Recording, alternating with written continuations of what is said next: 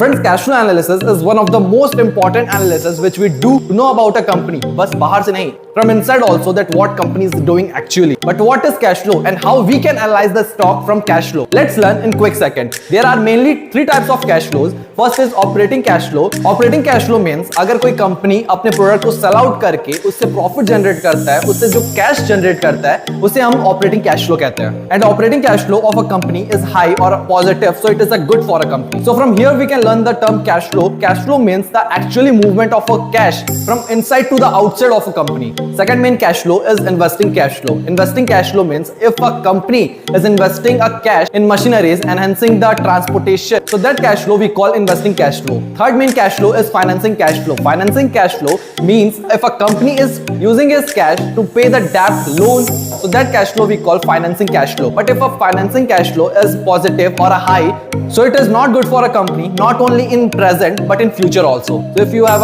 any queries about this cash flow, you are freely to ask in comment box.